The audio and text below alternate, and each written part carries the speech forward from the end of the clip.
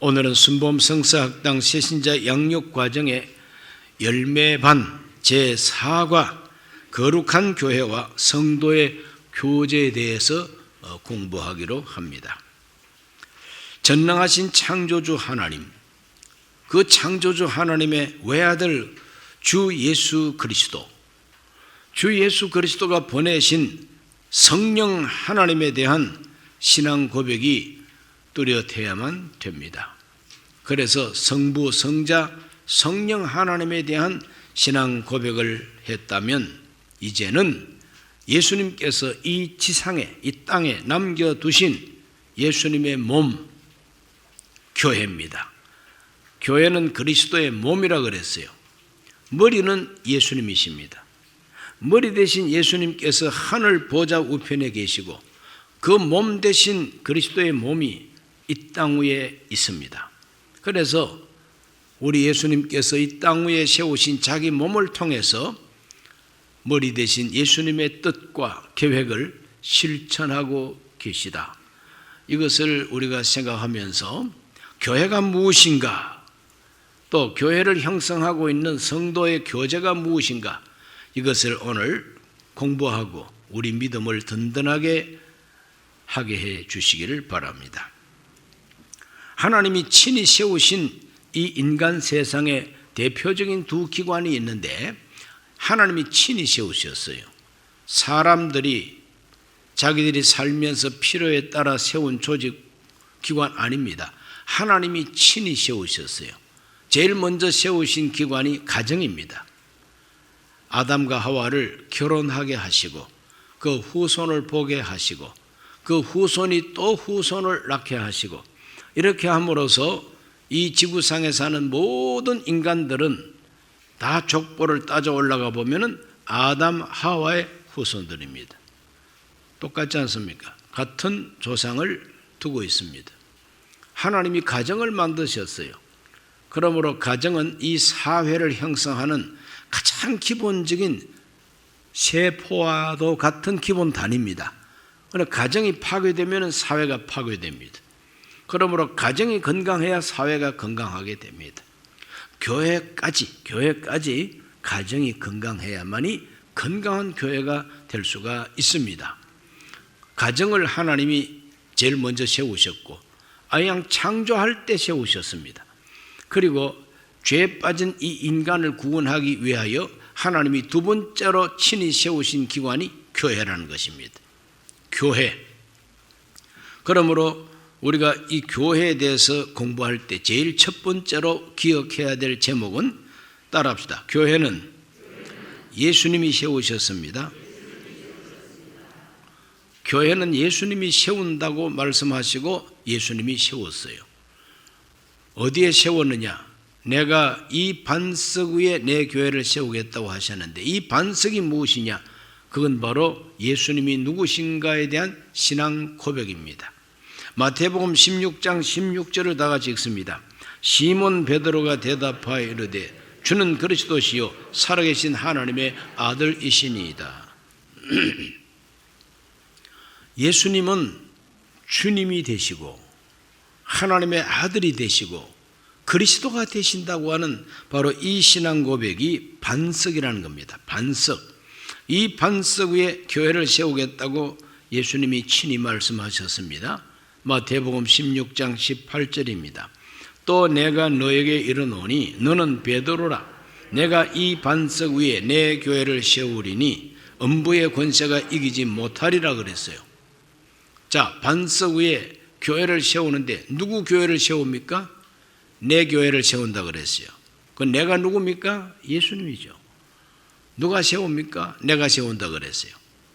내가 내 교회를 이 반석 위에 세우리니 음부의 권세가 이기지 못한다 그랬어요.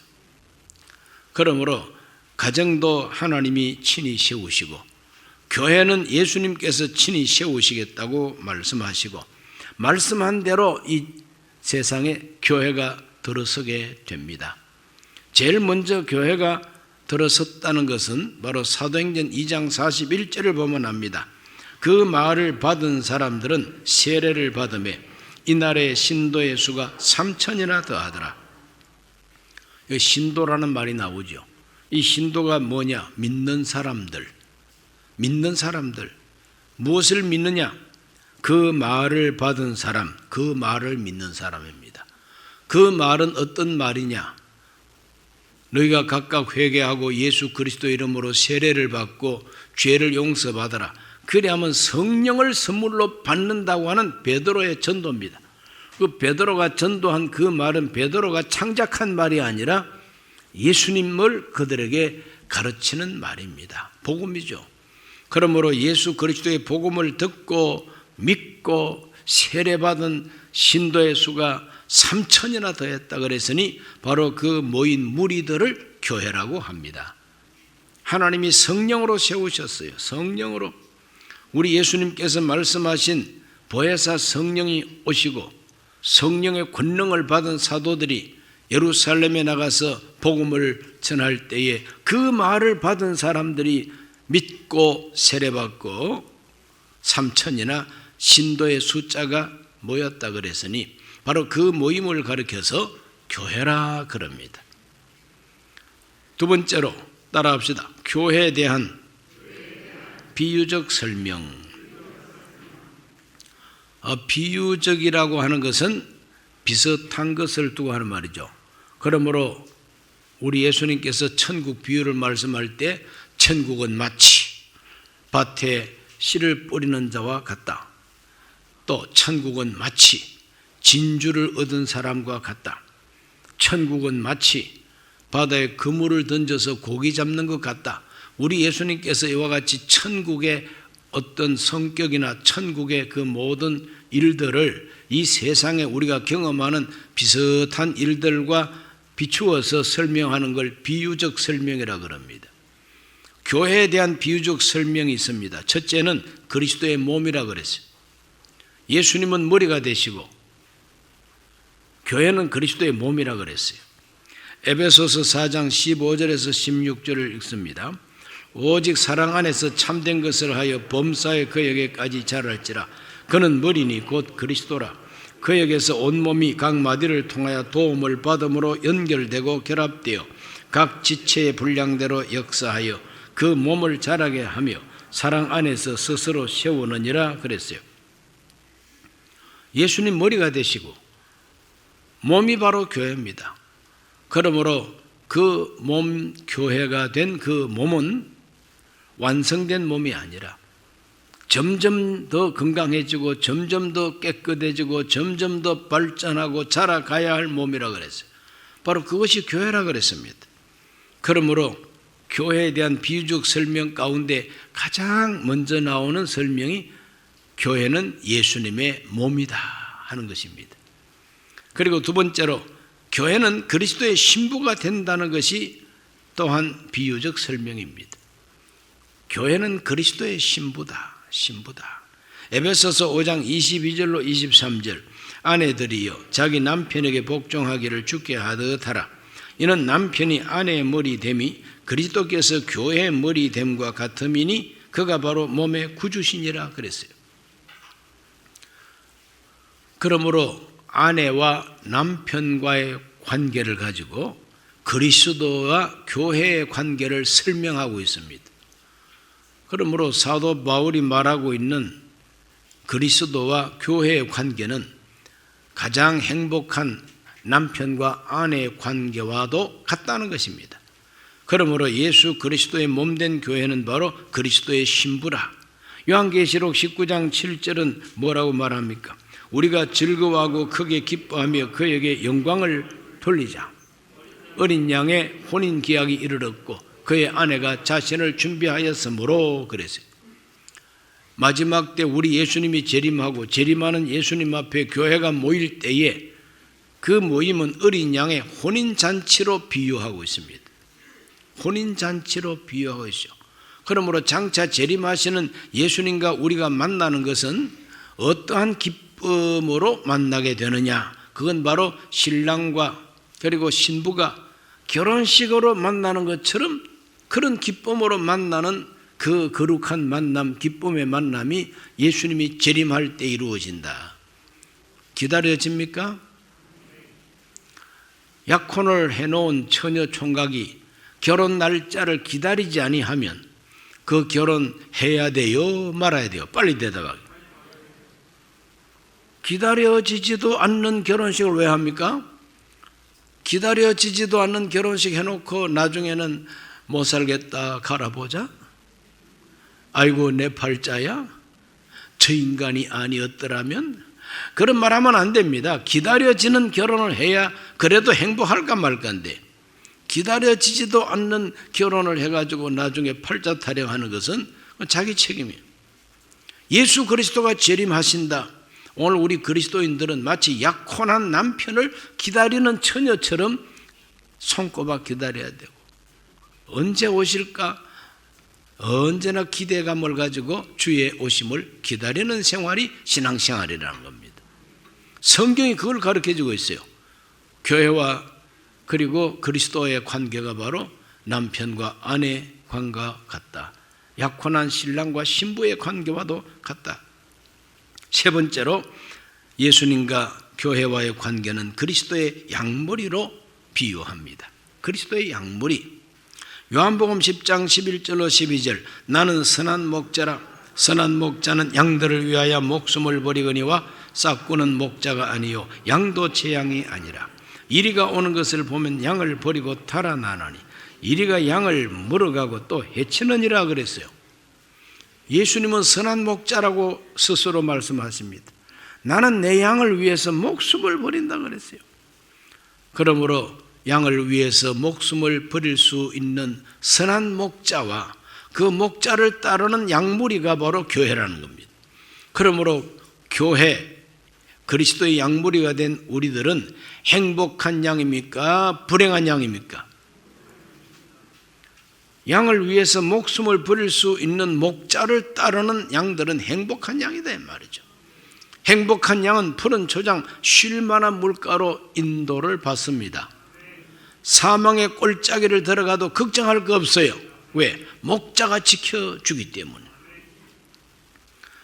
그러므로 오늘 우리들은 교회와 그리스도의 관계는 선한 목자와 양무리의 관계와도 같다.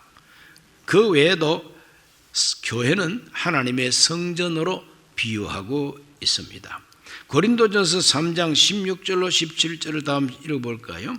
너희는 너희가 하나님의 성전인 것과 하나님의 성령이 너희 안에 계시는 것을 알지 못하느냐? 누구든지 하나님의 성전을 더럽히면 하나님이 그 사람을 멸하시리라. 하나님의 성전은 거룩하니 너희도 그러하니라. 오늘 우리 모두는 다 하나님의 성전입니다. 그러므로 하나님의 성전이 바로 교회라고 비유하고 있습니다.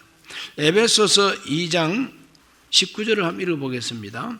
그러므로 이제부터 너희는 죄인도 아니요 나그네도 아니요 오직 성도들과 동일한 시민이요 하나님의 권속이라. 이 권속이라고 하는 말은 가족이다 이 말이죠. 가족. 교회는 하나님의 가족입니다. 하나님이 호주가 되시고 하나님의 집안 식구라 이렇게 교회를 비유적으로 설명하고 있습니다. 오늘 우리 모두가 5가지만 기억해도 교회에 대한 설명이 뚜렷해지는 것이죠. 교회는 그리스도의 몸이다. 교회는 그리스도의 신부다. 교회는 그리스도의 양무리들이다.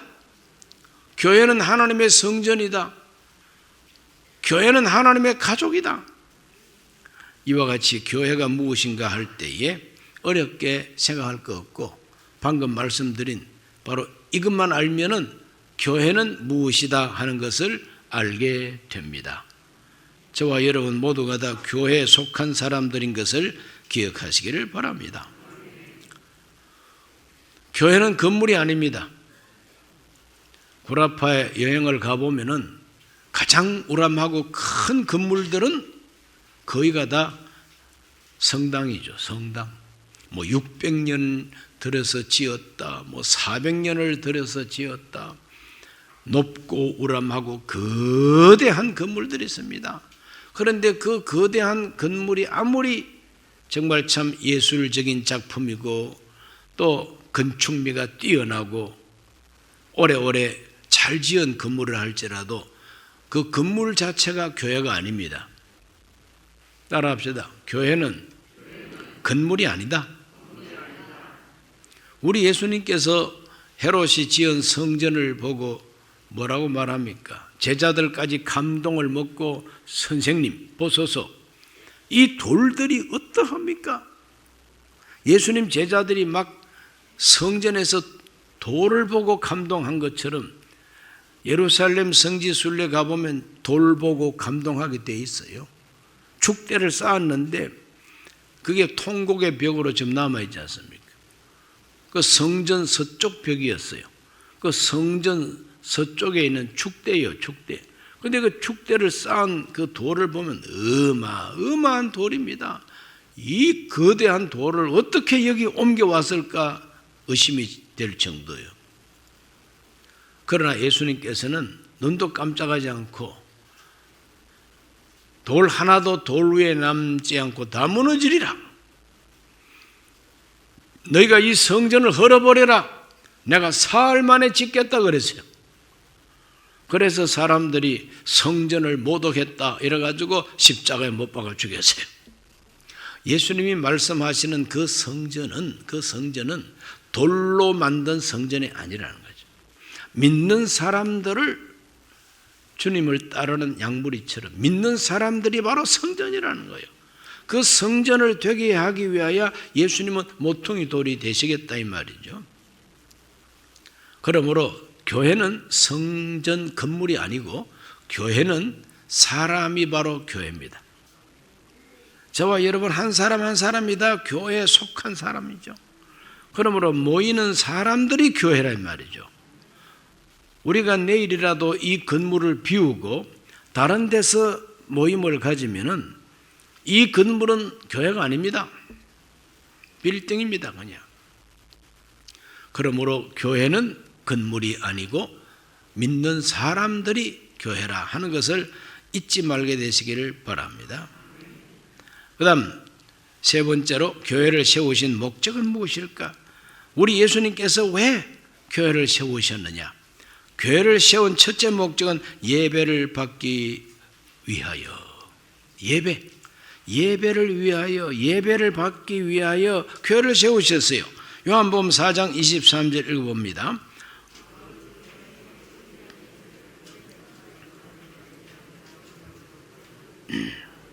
아버지께 참되게 예배하는 자들은 영과 진리로 예배할 때가 원하니 곧 이때라. 아버지께서는 자기에게 이렇게 예배하는 자들을 찾으시느니라. 하나님은 예배하는 자를 찾는다 그랬어요. 예배하는 자를 찾으시는 하나님. 여러분이 지금 보고 계시는 이 유인물에 요한복음 4장 23절이 좀 틀리게 프린트가 되어 있으니 새로 고쳐서 다음 나누어 드리겠습니다. 로마서 12장 1절도 한번 읽어봅니다. 그러므로 형제들아 내가 하나님의 모든 자비하심으로 너희를 구원하노니 너희 몸을 하나님이 기뻐하시는 거룩한 산 제물로 드리라. 이는 너희가 드릴 영적 예배니라. 형식적 예배든지 영적 예배든지 하나님이 기뻐하시는 것은 예배라는 말입니다.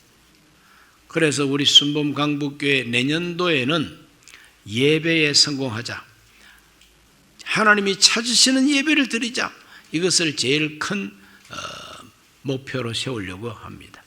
하나님이 교회를 세운 목적은 예배 받기 위하여 세우셨다. 그래 예배 잘 드리는 것이 바로 신앙생활하는 겁니다.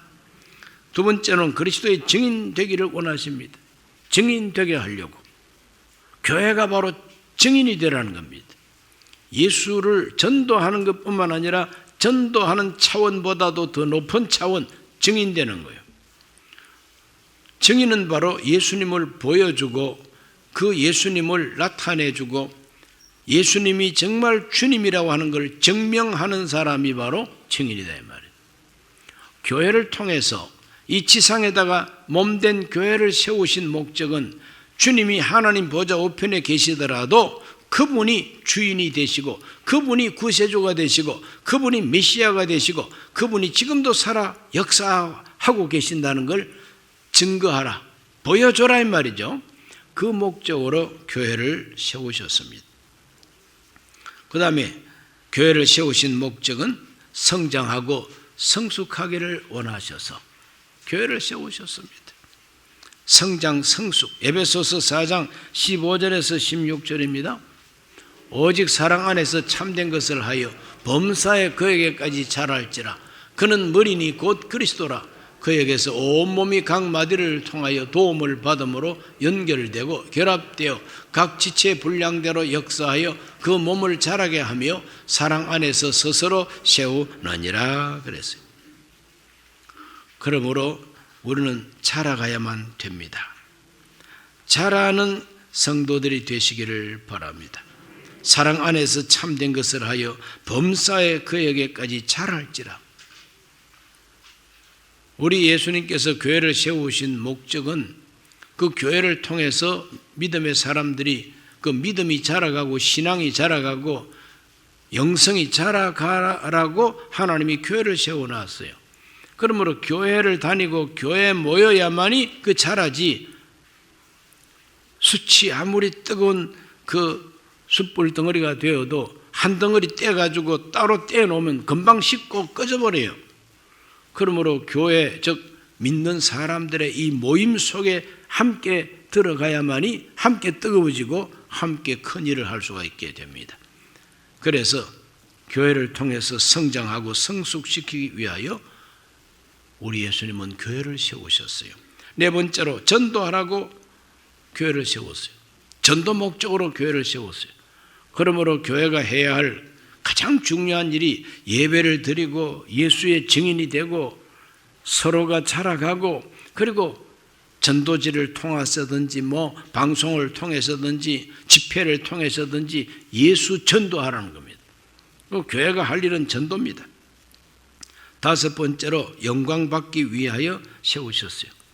영광받기 위하여 교회를 세우셨어요. 영광을 받는다는 것은 교회를 통해서 하나님이 정말 살아계시다고 하는 찬사를 받고 하나님께 영광을 돌리는 바로 그 목적으로 교회를 세웠어요. 마태복음 5장 16절 다 같이 한번 읽어봅니다. 이같이 너희 빛이 사람 앞에 비치게 하여 그들로 너희 착한 행실을 보고 하늘에 계신 너희 아버지께 영광을 돌리게 하라 그랬어요. 하나님 아버지께 영광을 돌리게 하라. 이 세상에 있는 교회, 즉 성도들의 행실을 보고 하나님께 영광을 돌리게 하라. 그러면 성도들의 행실이 어떤 행실이냐? 빛이 되는 행실이다 이거야.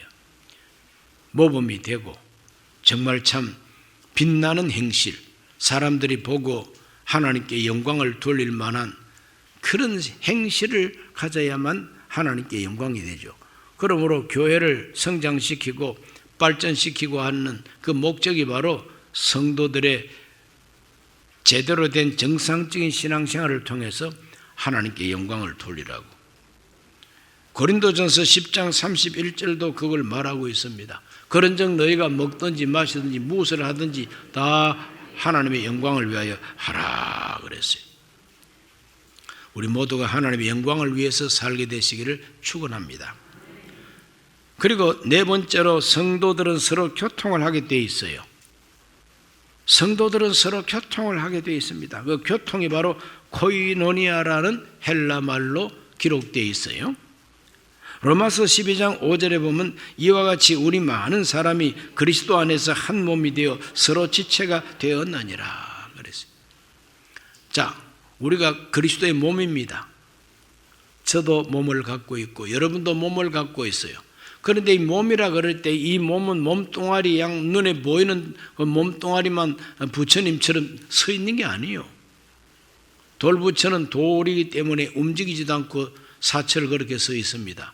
그러나 우리의 몸이라고 하는 것은 살아있는 몸이기 때문에 이 살아있는 몸은 움직이게 되어 있고 움직이기 위해서는 지체가 서로가 도와야만이 움직이게 되어 있지 않습니까? 그러므로 몸은 참 신비합니다. 이 몸은 단순하지 않습니다. 많은 지체가 있습니다. 고린도전서 12장 26절과 27절에 만일 한 지체가 고통을 받으면 모든 지체가 함께 고통을 받고 한 지체가 영광을 입으면 모든 지체가 함께 즐거워하느니라. 너희는 그리스도의 몸이요 지체의 각 부분이라 그랬어요. 그러므로 몸을 이루는 각 지체가 서로 돕고 서로 협력해야만이 바로 그곳에서 놀라운 역사가 일어나게 되어 있다는 것입니다. 오늘 우리 모두는 하나님께 서로가 도와주는 지체가 돼가지고 교회를 형성하게 되시기를 바랍니다. 이 코이노니아라고 하는 것은 함께 동업을 하고 늘 함께 친하게 지내고 서로 협력하고 참여하고, 이것이 바로 코이노니아입니다. 그리스도의 몸된 교회가 코이노니아가 없으면은 머리가 되신 그리스도의 지시를 순종할 수가 없어요. 머리가 되신 그리스도가 우리에게 지시할 때, 사명을 주고 일거리를 줄 때 내 온몸의 지체가 함께 그 목적 달성을 위해서 함께 움직여 줘야만이 그 목적을 달성할 수가 있게 됩니다. 성도의 교제는 참 중요합니다. 우리 모두가 서로가 잘 자기 지체의 사명을 감당해서 하나님의 뜻을 이루어 가게 되시기를 주의 이름으로 축원합니다. 성경에 보면 코이노니아가 참 잘된 교회들이 있는데 그 중에 대표적인 교회가 빌립보 교회입니다. 빌립보 교회가 얼마나 서로 교제를 잘했는지 빌립보서 1장 5절에서 6절 보면 너희가 첫날부터 이제까지 복음을 위한 일에 참여하고 있기 때문이라. 너희 안에서 착한 일을 시작하신 이가 그리스도 예수의 날까지 이루실 줄을 우리가 확신했다 그랬어요. 이건 바로 빌립보 교회 성도들이 사도 바울과 코이노니아를 하면서 바울이 선교하는 선교에 적극 참여하고 동참하고 후원했다고 하는 것을 칭찬하고 있는 것입니다.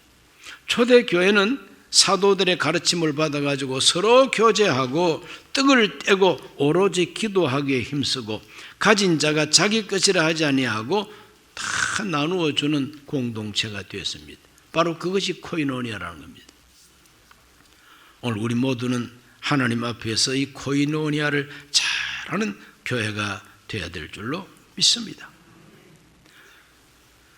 코이노니아를 가장 잘하는 것은 무엇이냐? 서로 사랑하는 것입니다.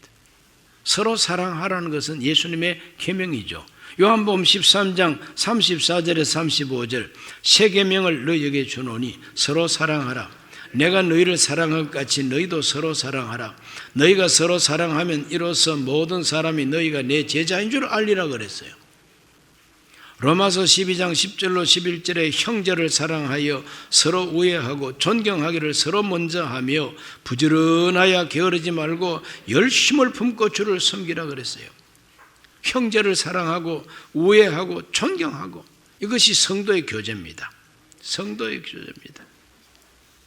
우리 몸은 이와 같은 코이노니아, 교제가 없으면 건강한 몸이 될 수가 없어요. 팔은 팔대로, 다리는 다리대로, 지멋대로, 그건 바로 건강한 몸이 아니고 병든 몸이죠. 오늘 우리 모두가 다 건강한 몸을 형성하게 되시기를 바랍니다. 히브리서 13장 16절에 보면 오직 선을 행함과 서로 나누어 주기를 잊지 말라. 하나님은 이 같은 제사를 기뻐하신다 그랬어요. 그러니까 서로 나누어 주는, 사랑을 베푸는 것은 하나님이 기뻐하는 제사라 그랬습니다. 갈라디아 5장 14절과 15절에 온 율법은 내 이웃 사랑하기를 내 자신과 같이 하라 하신 말씀 안에서 이루어졌나니 만일 서로 물고 먹으면 피차 멸망한다 그랬어요. 그래서 항상 우리는 서로 피차 조심해야 됩니다. 자기를 사랑하는 것처럼 먼저 이웃을 사랑하는 것이 최고의 코이노니아의 출발점이다.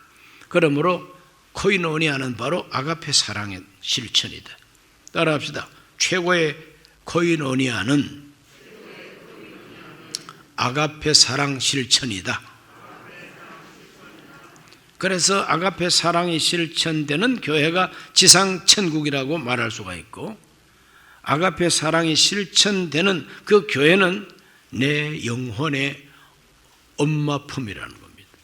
내 영혼의 어머니 품과 같은 곳이 바로 교회라는 것입니다. 우리 교회가 어머니 품과 같은 교회가 되기를 바랍니다. 교회가 따뜻해야 되지 않습니까? 어머니 품은 따뜻합니다.